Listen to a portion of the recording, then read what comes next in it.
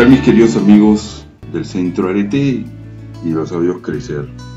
Una vez más para un audio en que tú vas a poder entender, comprender, conocer una serie de cosas que te van a servir para tu reconciliación personal, para la vivencia de la virtud y también para ayudar a las personas que están a tu alrededor.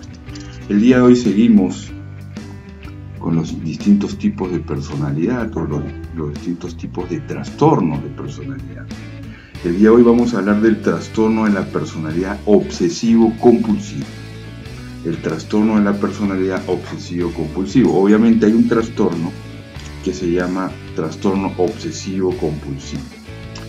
El DSM-5, es decir, el Manual de Psicopatología, dice lo siguiente: a pesar de la similitud de los nombres, el TOC o el trastorno obsesivo-compulsivo suele distinguirse fácilmente el trastorno de la personalidad obsesivo-compulsivo, que es el tema del día de hoy, por la presencia de verdaderas obsesiones y compulsiones. Acuérdense que la obsesión es un pensamiento intrusivo e involuntario que la persona no quiere y que lo piensa y que le genera una compulsión, es decir, una conducta, un comportamiento que es fruto, digamos, de esa compulsión. Obviamente una persona puede tener TOC, puede tener trastorno obsesivo-compulsivo y puede tener también trastorno de personalidad obsesivo-compulsivo.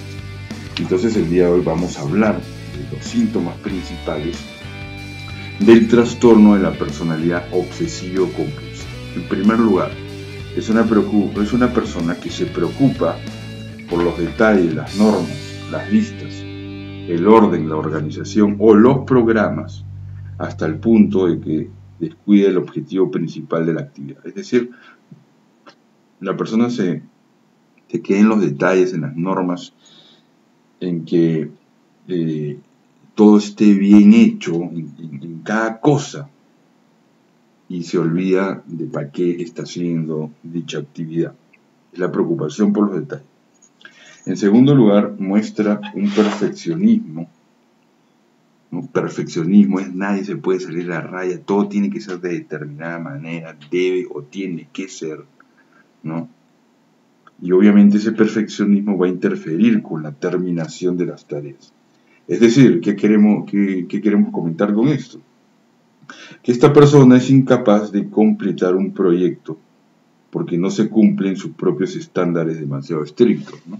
Entonces es una persona, digamos, que está haciendo una tarea, está haciendo una actividad y si ve que no le está saliendo bien, empieza una y otra vez empieza, ¿no? Es un perfeccionismo muy marcado.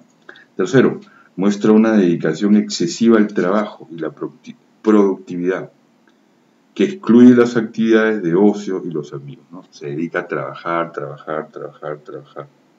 es cierto? Y no hay una distracción, una vida interior, un descanso, etc. 4. Es demasiado consciente, escrupuloso e inflexible en materia de moralidad, ética o valores, ¿no? O sea, es una rigidez absoluta, falta de flexibilidad, que no significa ser amoral o inmoral, no, sino que es una persona escrupulosa, inflexible, ¿no? Y obviamente esto no se justifica simplemente porque sea una persona religiosa o un cristiano que está tratando de vivir su fe, etc. Siguiente síntoma, el síntoma número 5. Es incapaz de deshacerse de objetos deteriorados o inútiles, aunque no tengan un valor sentimental, ¿no? Es una persona que se apega a los objetos, ¿no es cierto? Pero que muchas veces no sirven. Son objetos que ya están deteriorados, malogrados, podríamos decir, que ya no sirven, que son inútiles. Sexto síntoma, está poco dispuesto a delegar tareas o trabajo, a menos que los demás se sometan exactamente a su manera de hacer las cosas. Miren qué interesante, queridos amigos. Vamos a repetir. Esta persona no delega tareas o trabajo en otras personas, salvo que ellos hagan exactamente lo que ellos digan. Es una persona que está como aferrada, digamos, a a esas tareas, esos trabajos, al punto de que no los delega. Por último, bueno, vamos a dar 2 síntomas más. El número 7 es avaro hacia sí mismo, hacia los demás, ¿no? Tacaño, le cuesta compartir sus bienes, ¿no? Considera el dinero como algo que se ha de acumular de pronto por catástrofes futuras, ¿no? Hay que acumularlo, guardarlo, ¿no? Ni siquiera lo gasta en sí mismo. Y por último, el último síntoma es muestra rigidez y obstinación. Una terquedad absoluta, una rigidez, un miedo a salirse de los esquemas, ¿no? Un miedo a salirse de lo que ya conoce. Entonces, miren, queridos amigos, qué interesante son todos estos síntomas del trastorno de personalidad obsesivo-compulsivo. Algunos amigos me preguntan, o nos preguntan a través de las redes sociales, bueno, ¿qué cosa pasa si es que una persona tiene solamente 3 de estos síntomas? Bueno, si tiene 3 síntomas, le decimos que no podemos hablar de que la persona tiene el trastorno, porque claramente el DSM-5 dice que se manifiesta por 4 o más de los hechos siguientes. Nosotros hemos señalado 8, o sea, tienen que ser 4 o más, porque recordemos que el trastorno de la personalidad obsesivo-compulsiva es un patrón dominante de preocupación. ¿Por qué? Por el orden, el perfeccionismo, el control mental e interpersonal. O sea, estamos tratando de controlarlo todo. ¿A expensas de qué? De la flexibilidad, la franqueza, la eficiencia.